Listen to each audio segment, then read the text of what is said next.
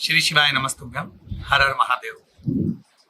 श्रावण के इस पवित्र अवसर पर पाठ के क्रम में अपन आगे बढ़ते हैं और भगवान शंकर की पवित्र शिव महापुराण का शत्रुद्र संहिता का सुंदर 457वें नंबर का पृष्ठ, भगवान देवाधिदेव महादेव का 31वें नंबर का अध्याय। आज हम भगवान शंकर के भिक्षुवर अवतार की कथा का स्मरण करते हैं।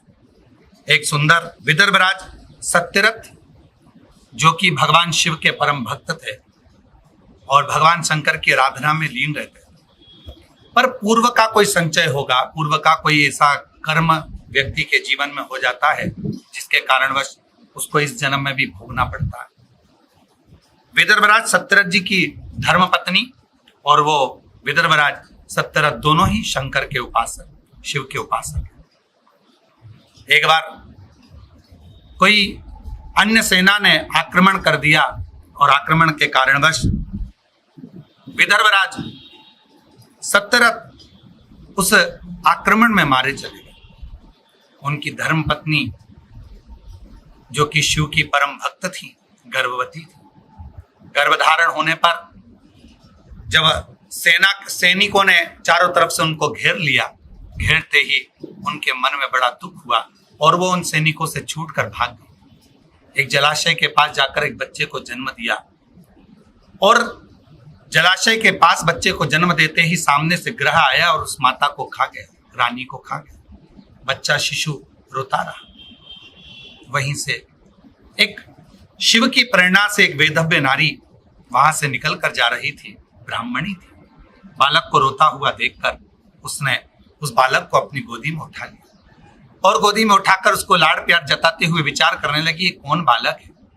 तभी उसी समय पर विचार ही कर रही थी, पर शास्त्र कहता है, हमारी शिव महापुराण की कथा कहती है कि यदि जिस परिवार का सदस्य भगवान शिव को एक बार मान लेता है, शंकर भगवान का वो परिवार हो जाता है और शिव उसके परिवार की रक्षा करते हैं।